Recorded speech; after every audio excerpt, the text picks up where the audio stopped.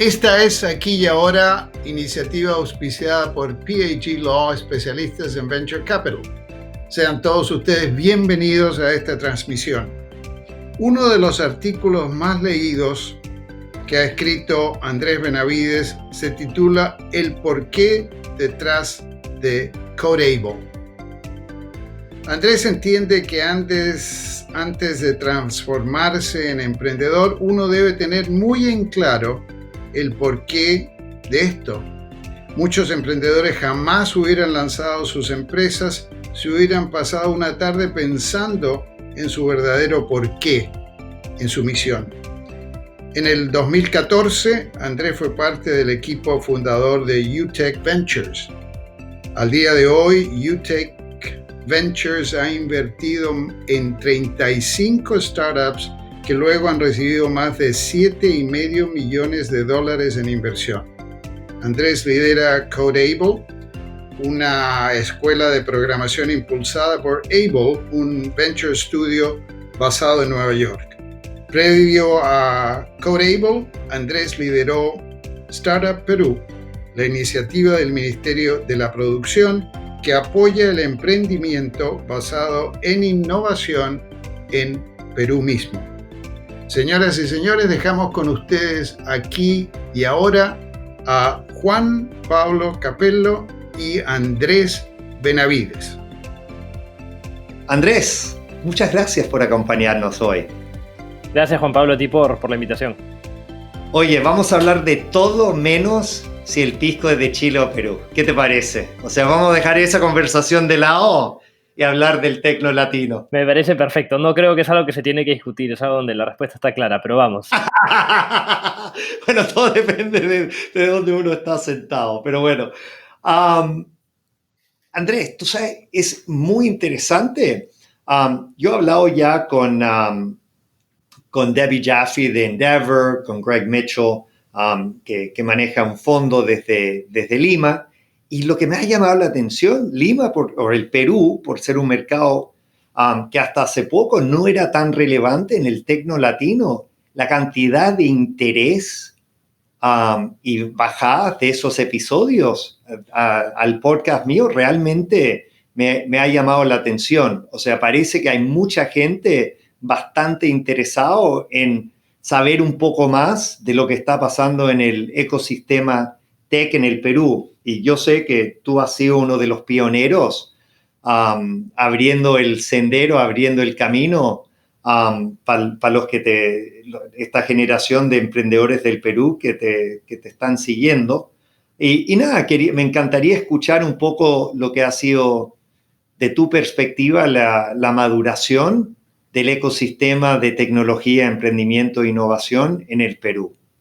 Sí, mira, lo primero, yo no me considero ni un pionero ni nada. Lo que tuve fue mucha suerte. En realidad, escapándome de un rol en banca de inversión, terminé en una universidad con el mandato de empezar un área de emprendimiento, ¿ya? Y la verdad es que el trabajo fue extremadamente privilegiado porque mi trabajo era tratar de ayudar a emprendedores. Y en ese momento yo no tenía... ¿No hay misión más noble en el mundo que esa? No, y es increíble, es de las cosas más satisfactorias que he hecho, pero cuando entré yo no tenía idea de lo que estaba haciendo y al no tener idea, lo único que hice fue, me puse a leer y al no saber nada le creí a todas las personas que leí. Lo que tuve suerte es que leía gente muy inteligente, ¿no? Entonces me encontré repitiendo... a falta de contexto propio, me encontré repitiendo sugerencias que leía de gente que sabe mucho más que yo y que todavía sabe mucho más que yo, ¿no? Y después veía cómo ellos iban implementando, los emprendedores, esas soluciones. Me tocó trabajar con, no sé, pues en Perú. Y yo sé que Perú todavía está relativamente rezagado comparado con el resto de la región, ¿no? Pero me tocó trabajar con Ponte Joinas, que hoy día no le está yendo tan bien por el contexto, pero le fue muy bien en su momento. Freshmart, que es una empresa que le ha ido muy, muy bien porque hacen delivery de supermercados. Entre tanto, creo que para el momento que yo me fui de Lautec, que fue mi primer trabajo, había invertido en 17 empresas. Entonces, al final, mi trabajo... esas 17 empresas, todas basadas en el Perú. todas basadas en el Perú. Ahora UTEC sí invierte afuera, pero hasta el momento donde yo estaba solamente habíamos invertido en Perú. Y la realidad es que fue privilegiado porque yo pude aprender muchísimo. Y lo que sí te digo es, yo sí vi una evolución muy marcada. Yo recuerdo que salí a buscar startups en el 2014 y el universo, y la única startup que se escuchaba en ese momento era Cinepapaya, y el universo de startups era súper limitado, ¿no? Me acuerdo que buscamos por meses Gonzalo Villarán, que trabajaba con, bueno, él era el líder de la iniciativa, y hoy buscábamos y la verdad es que lo que encontrábamos era muy poco, ¿no? Y recuerdo el 2017 en el que me fui, o sea, nos costaba encontrar startups en el 2014, en el 2017 nos costaba elegir en cuál invertir, porque teníamos un tope. Entonces, vi la evolución muy marcada en el Perú, igual. Y eso, perdona que te interrumpa, pero sí, eso me parece de alguna manera una ventaja de mercados que empiezan un poco más tarde, ¿no? O sea, porque tienes todo, o sea, lo que le costó a Chile con los esfuerzos de Startup Chile. Mira, imagínate, Endeavor empieza en la Argentina y Chile en el 98. ¿Tú me entiendes? O sea, ustedes pueden comprimir todo ese aprendizaje, todos esos golpes que de repente el ecosistema en Chile le tardó 10 años, 12 años. Ustedes pueden hacer una especie de leapfrog en 2 o 3 años, lograr el mismo nivel de avance, ¿no? Sí, mira, y era increíble, yo te lo digo. Eso, por un lado, podíamos ver, no sé, cuando empezamos UTEC Ventures no éramos la primera aceleradora en la región, ¿no? Tenías la oportunidad de aprender Recuerdo mucho que yo admiraba lo que hacía NXTP Labs. Claro. 500 recién estaba empezando, creo que debe haber tenido un par de años, pero Santiago ya era bastante predominante, entonces yo también admiraba mucho lo que ellos hacían y yo podía aprender de ellos, ¿no? En cuanto a política pública, es hasta más interesante, ¿no? Porque luego en mi rol de Startup Perú, yo podía ver lo que había hecho Chile que funcionó, yo podía ver lo que había hecho, no sé, todos los distintos países, ¿no? Y como estábamos rezagados, era más fácil aprender de los errores de otros. Eso no quiere decir que no cometimos errores, pero cometimos nuestros, claro, por lo menos distintos errores. Claro. Correcto. Entonces sí, totalmente. Estar rezagados de cierta manera te permite tomar esos avances. Igual, creo que hay mucho por hacer en Perú. Hoy día tú le hablas a los principales fondos de inversión y todavía no están mirando al Perú, y creo que eso es algo que nosotros los que estamos acá, tenemos que trabajar en cambiar, ¿no? ¿Y cómo se logra eso? O sea, como te digo, a mí me llama la atención que interés hay. Y no sé si es por Cusco, Machu Picchu, o ¿me entiendes? El por qué, pero me ha llamado la atención la repercusión que han tenido los episodios que he grabado sobre el Perú. Sí, mira, acá yo sí entiendo por qué hay ese interés. En el Perú es muy positivo emprender. O sea, esto de que hoy día o sea, la visión de la gente hacia el emprendedor es muy positiva, no necesariamente hacia el empresario, hacia el emprendedor, ¿no? Sí. Entonces, recuerdo cuando estábamos en el gobierno, hicimos bastantes encuestas bajo un programa que lo trabajamos con el MIT para entender tanto como qué tan fuerte era la como vena emprendedora, y era súper marcada, pero la habilidad de investigación, innovación y de desarrollo es súper limitada, ¿no? Entonces, la cantidad de PhDs, la cantidad de ingenieros que hay en el Perú, eso es realmente limitado, ¿no? Entonces, en cuanto a interés emprendedor, socialmente se ve muy positivo el emprender, ¿no? O sea, no sé, en el Perú tú le dices a alguien que vas a emprender y todo el mundo te anima y te dice, oye, qué bueno, qué éxito, ¿no? Mientras que en otros países la reacción puede decir, no conseguiste trabajo, ¿no? En Chile, por ejemplo. Exacto. Eso, la verdad, es un tema cultural y es muy mal visto emprender en general. Te estoy hablando entre los chilenos más conservadores. Y también hay todo el tema del fracaso, porque tú y yo sabemos que el problema en emprender es que para muchos emprendedores, o sea, tienen que terminan teniendo éxito, tienen que haber tratado de emprender 3 o 4 veces, ¿no? Para encontrarle la vuelta. Y hay obviamente sociedades que no perdonan el fracaso como otros que lo ven, oye, qué bien que este chiquillo haya tratado de escribir historia y me imagino que aprendió un montón y ojalá la próxima vez sí va a tirar un gol de media cancha, ¿no? Sí, y lo que yo te voy a decir es que, por lo menos en el Perú, es casi riesgo cero emprender en tecnología, en el sentido de que, excepto, Sí. a ver, yo he visto casos de gente que hipotecó la casa de su mamá, ¿no? Eso sí es un riesgo que no se No, puede hacer. Pero eso es un esa otra famoso, historia. don't try this at home. Exacto, o sea, para que los están escuchando, don't try this at home. No, y lo menciono porque creo que él también diría que no lo haga. Pero, a ver, hace poco un emprendedor en el que yo tuve la oportunidad de invertir cuando estaba en UTEC, cerró su empresa y no te miento que le demoró 2 semanas en conseguir un trabajo. Y el trabajo que consiguió es un trabajo que posiblemente antes tenías que ir a hacer un MBA para que te den ese rol, ¿no? ¿Y por qué? Porque él hoy día tiene contexto en manejar equipos de tecnología, tiene el lado Claro. de negocios. Entonces, y hoy día los corporativos necesitan esos perfiles y no los tienen, ¿no? Entonces, si logras hacer algo que llega a tener, una empresa de tecnología que llega a tener algo de tracción, el riesgo para el emprendedor es, en mi opinión, en mi perspectiva, es pequeño, ¿no? Claro, o sea, tu punto es que no hay eso como que no hay mejor escuela que la calle, que no hay mejor escuela que lanzar un emprendimiento y todo lo que vas a vivir, experimentar y aprender a lo largo de ese camino, pase lo que pase. Correcto, pero lo interesante es que el mercado te lo reconoce, ¿no? Y te lo paga con salarios más altos, ¿no? Entonces, a eso es un poco lo que voy. Hay mucha gente me encanta esa perspectiva y que sea así, porque estoy totalmente de acuerdo contigo. Es la excepción en la región que un mercado premia de alguna manera esa experiencia. Sí. Me parece muy bien.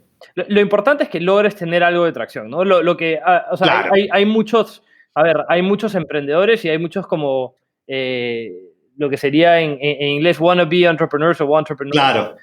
O sea, gente que quiere emprender y que siempre habla sobre emprender. Porque es choro, porque es entretenido, claro. Exacto, de eso también hay mucho, ¿no? Entonces, si eres alguien que tiene la capacidad de ir de 0 a 1 y después quebrar, eso es valorado en el mercado, ¿no? Eso es un aprendizaje.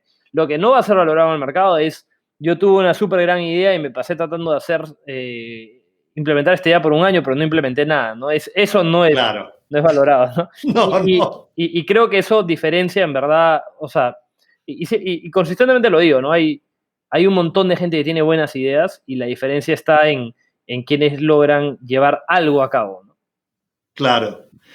Y un tema que le pregunté a Debbie Jaffe, la directora de Endeavor ahí en el Perú,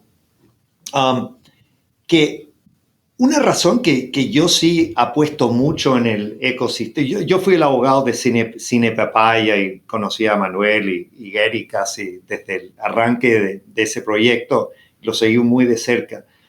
Lo que hay que reconocer por distintos factores es que un segmento de la población del Perú pasó unos años fuera de su país de origen. Esto pasó también con los colombianos y la verdad, cuando miras lo que han sido estos gran casos de éxito que han salido de Colombia, muchos de ellos vienen de gente que tuvieron esa posibilidad de vivir fuera de Colombia unos años con su familia.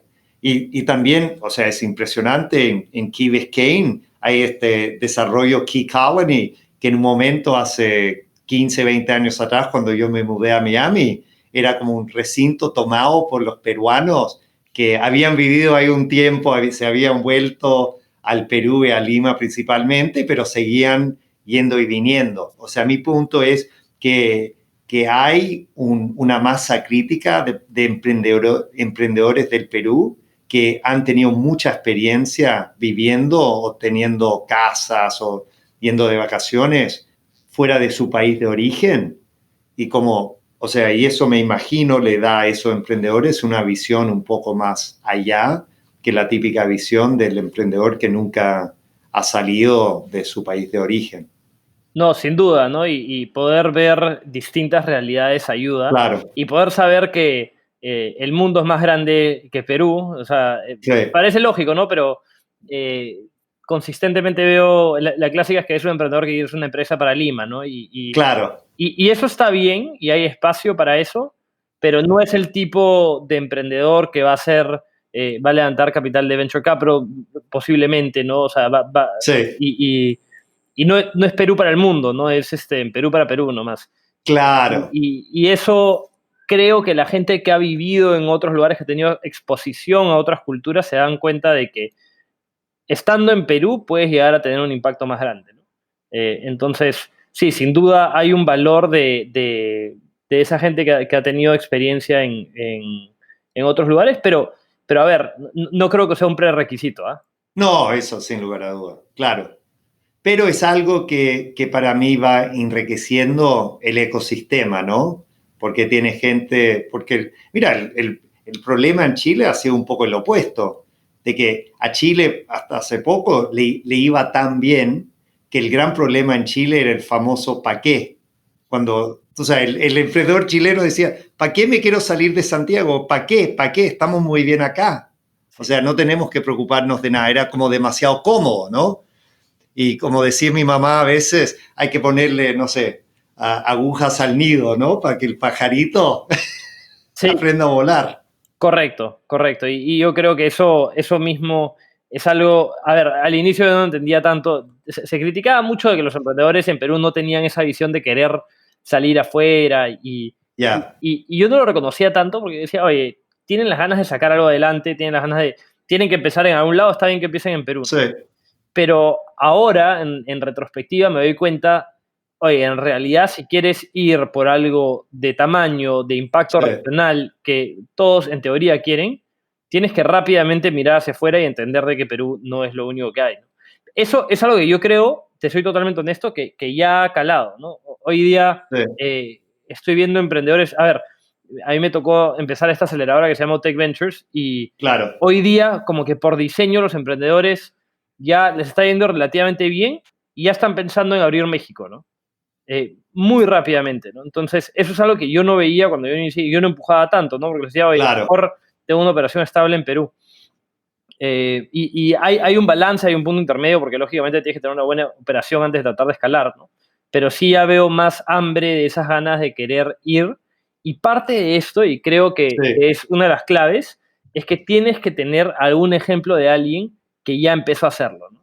Sí. En Perú, uno de esos jugadores fue Cine Papaya, sin duda. Sin lugar a dudas, claro. Que entraron y rápidamente creo que abrieron en Colombia y Chile, pero ya cada vez ves más casos de empresas que han abierto, o sea, en Perú y se han ido rápidamente a México. Creo que todavía no hay ningún caso de ninguna empresa peruana por lo que yo sepa, de startups que haya abierto en Brasil, pero eso Bueno, sería eso porque son inteligentes. Justamente te quería preguntar a eso y yo recién entrevisté Jacob Rosenblum, que es el emprendedor detrás de una compañía Levi en el Brasil y la verdad, mucha de nuestra charla tenía que ver charlando un poco de su perspectiva, por qué los emprendedores de habla hispana no han podido conquistar el mercado de Brasil. Y hay ese refrán que Brazil is not for beginners, que es muy cierto, ¿me entiendes? Brasil, o sea, es otro mundo. Pero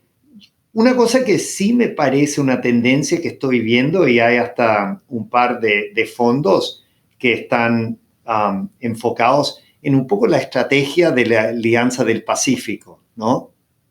O sea, pensando un poco México, Perú, Colombia, Chile. Correcto, eso es algo que yo vengo escuchando un montón.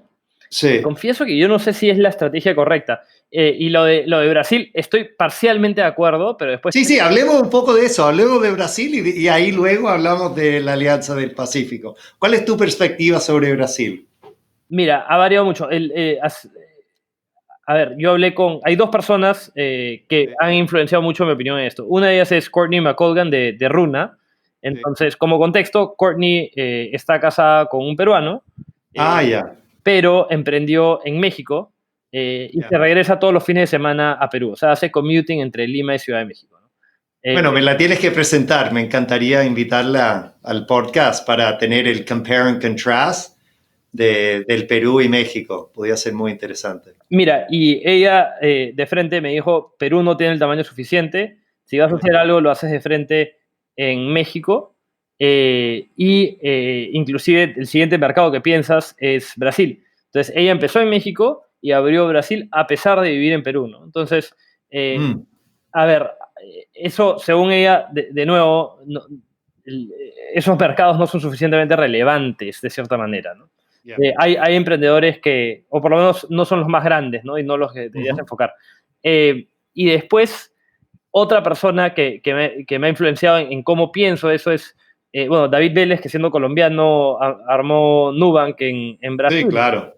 E inclusive cuando conversé con él me decía, Brasil, o sea, más extremo que Courtney, ¿no? Diciéndome, empiezas por Brasil, que Brasil es el más grande, ¿no?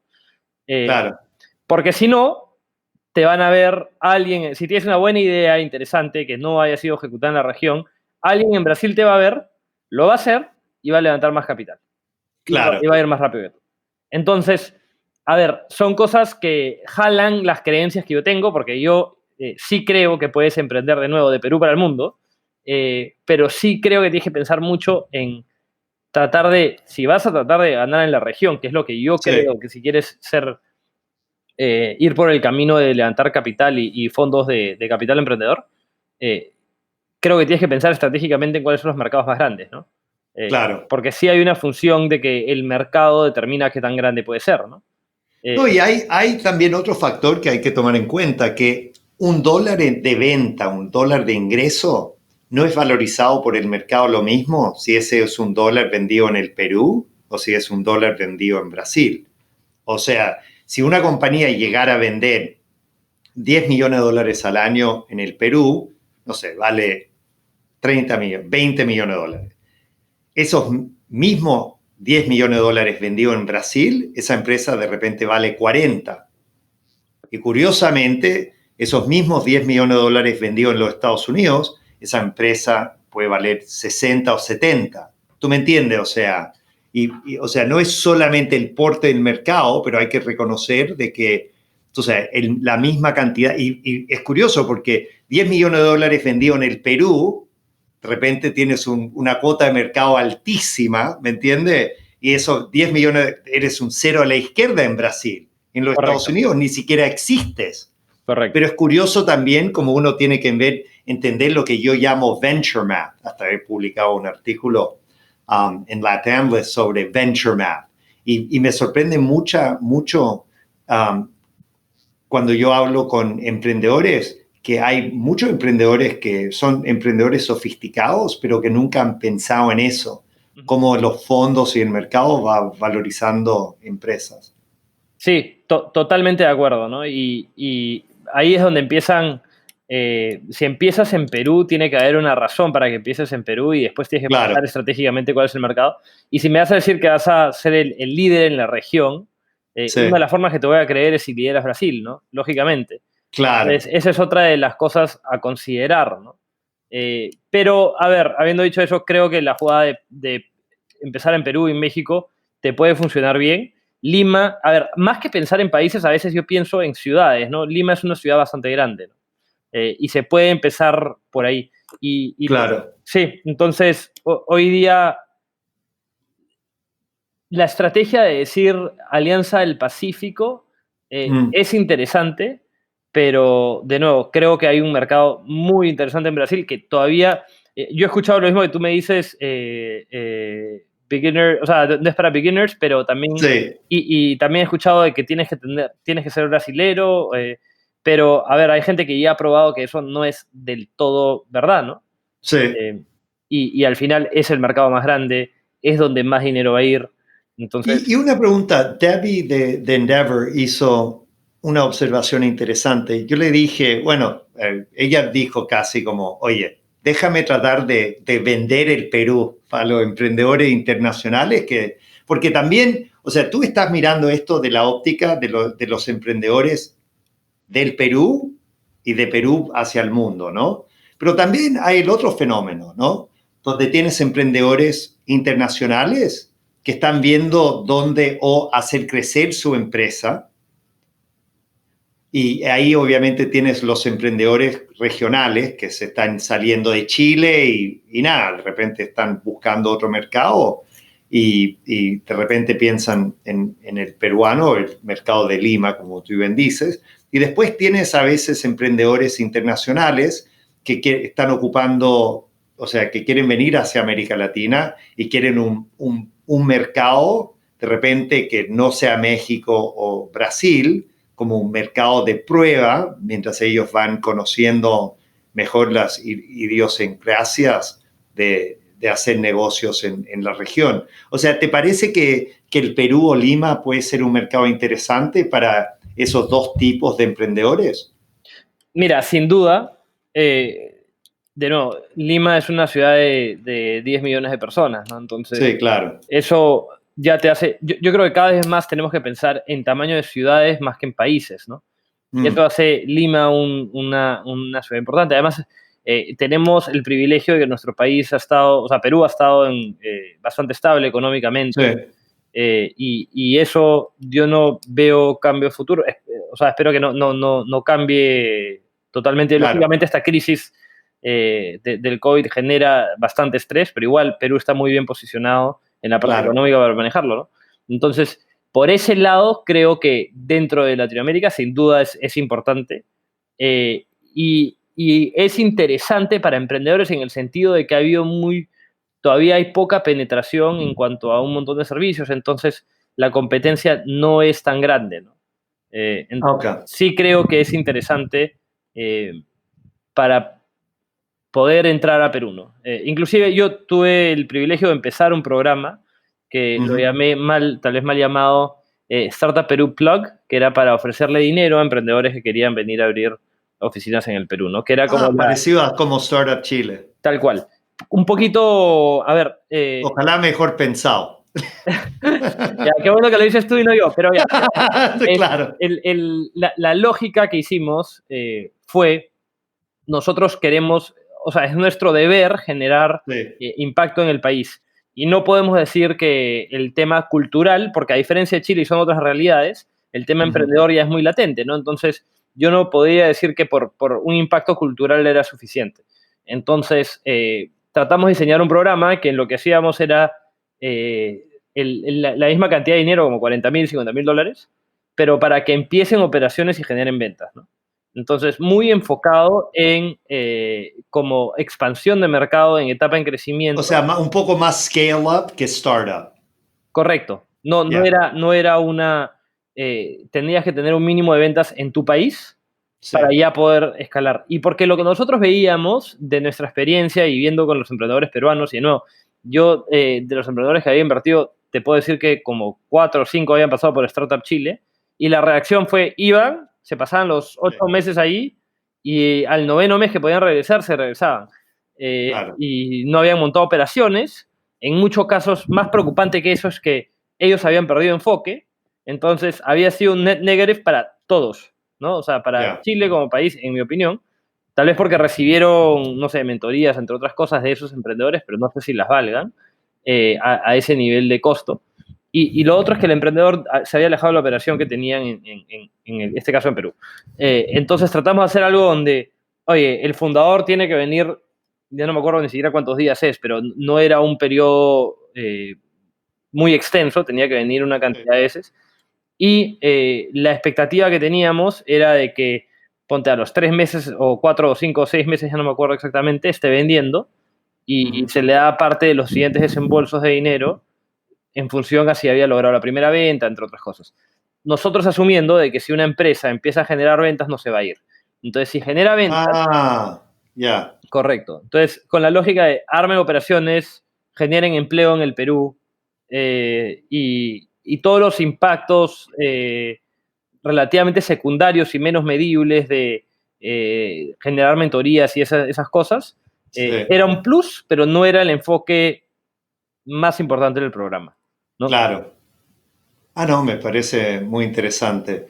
Justamente el otro día yo hablé con María de Los Ángeles Romo, quien está manejando Startup Chile ahora. Ella antes manejaba Endeavor Chile y hace un par de meses, justo antes que que entráramos en estas épocas de pandemia. Ella tomó el mando de Startup Chile y ella tiene una iniciativa muy interesante, pero le voy a decir que deberías...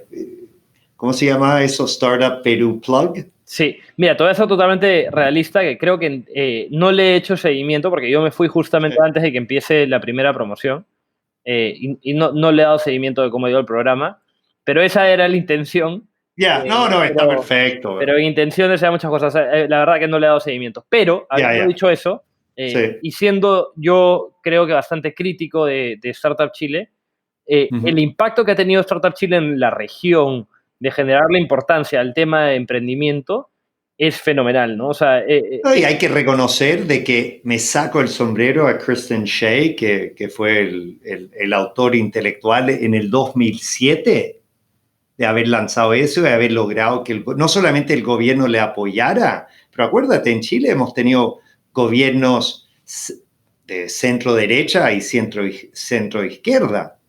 Y lo más increíble que es casi como ya a esta altura una política del país apoyar el emprendimiento y la innovación, que no es nada fácil, como tú sabes.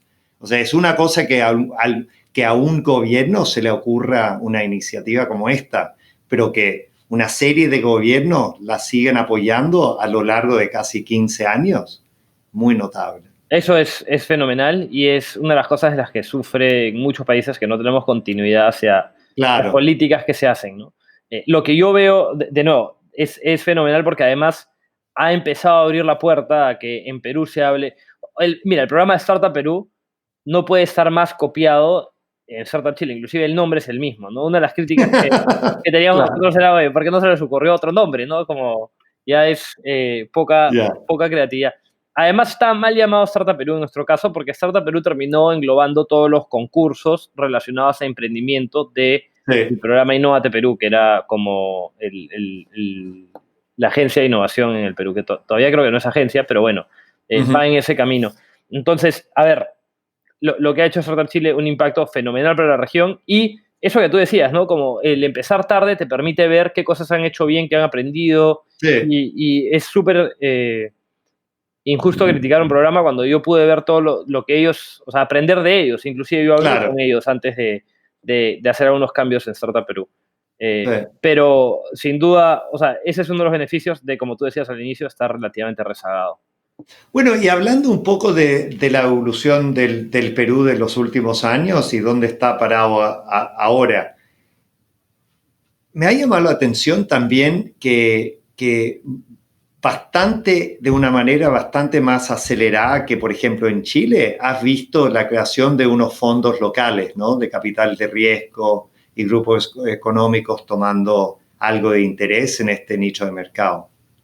Sí, mira, en Chile hay mucho más, ojo, en Chile hay mucho más. Sí, pero empezamos imagínate, con Endeavor, cuando Endeavor abre en Chile en 98, y por ejemplo, meramente es un hito que Endeavor abre en el Perú que hace 2 años atrás. Correcto. Y en Chile hubo mucho impulso del gobierno para eso. Claro, en Perú de hubo Corfo. algo de impulso. Yo estuve involucrado en parte de la ejecución del fondo, o sea, el apoyo a subsidiar el primer fondo de Venture Capital, que hoy día es Salcantay Partners, que están montando un fondo. Y la verdad es que, o sea, todo lo que se arma en el Perú hay, y me puedo estar equivocando exactamente de cuáles son, pero, a ver, como fondos como tal, mira, UTEC Ventures invertía un monto muy pequeño y no estaba estructurado como un fondo, pero después tenías a Guaira, que era más un corporativo. Claro. Y tienes lo que está armando Greg, que es un fondo de $2 millones, me parece, y Greg Mitchell de Angel Ventures, y después está Salcantay, ¿no? Que está recién empezando.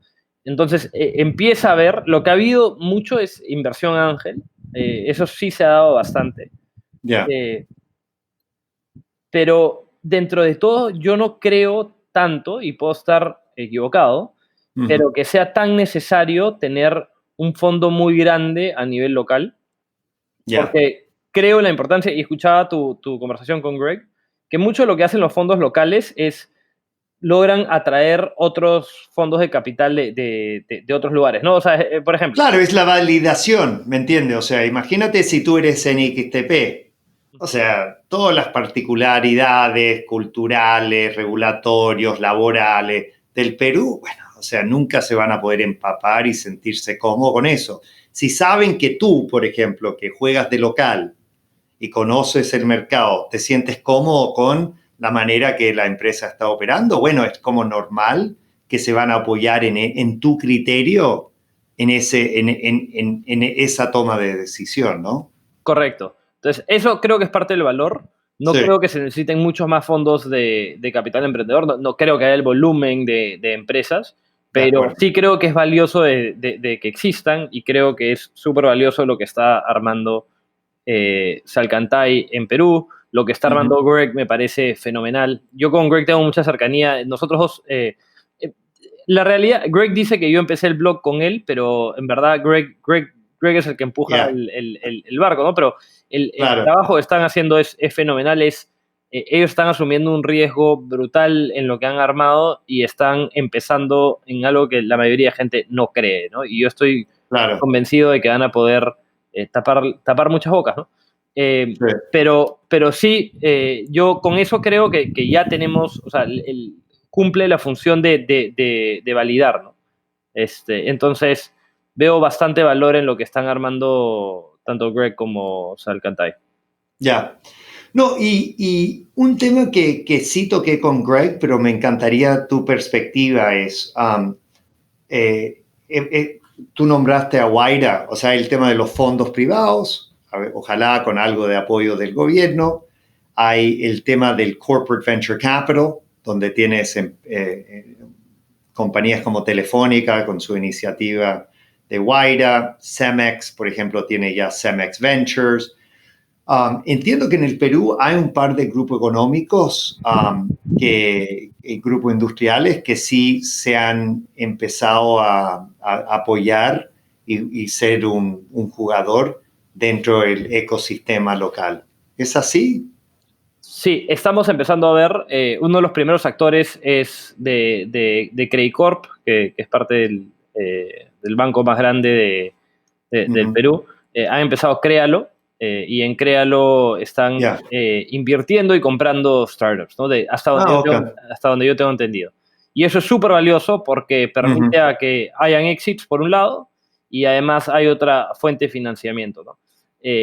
También estoy viendo, y un buen amigo mío, Martín Ferraro, lidera la inversión en educación de parte del grupo Hochschild, ¿no? Que es... son los dueños de una cementera y los dueños de una minera, ¿no? Pero en este caso lo han enfocado más hacia educación porque ellos tienen inversiones, ellos han armado un UTEC y TechSoup, que son dos entidades educativas importantes, y han decidido invertir en ese rubro en especial, ¿no? Entonces, estamos empezando a ver cierta inversión, pero todavía, lógicamente, como en todos lados, falta más y... O sea, hay acciones tímidas de muchos corporativos y hay acciones más interesantes como las que está empezando a tomar Créalo y el grupo Hochschild, ¿no? No, muy interesante. Y cuando tú piensas, tú sabes, o Lima o el Perú como un polo de emprendimiento aquí a 3, 4, 5 años, ¿cuáles te parecen son las piezas que se tienen que como alinear para que así sea? Sí, mira, la primera es, creo que es importante que se consolide uno de estos fondos que se están montando, por esa imagen de validación que ya conversamos. Y lo otro es que sí creo que tiene que haber, y esto no lo puedes como, tal vez puedes optimizarlo, pero tienes que tener un caso de éxito, ¿no? Y que este caso de éxito vaya generando más cosas. Y cuando digo caso de éxito, el tamaño del éxito tiene que ser bastante más grande, por decirlo, que a pesar de que Cinepapaya ya tiene un montón de mérito, pero tienes que haber llegado a un volumen más grande de empresa para que ya empiece a tener esos network effects, que además Cinepapaya sí ha tenido, pero a la escala... Sí, porque ambos emprendedores han montado sus propios próximos emprendimientos y siguen en el campo de batalla. Totalmente de acuerdo.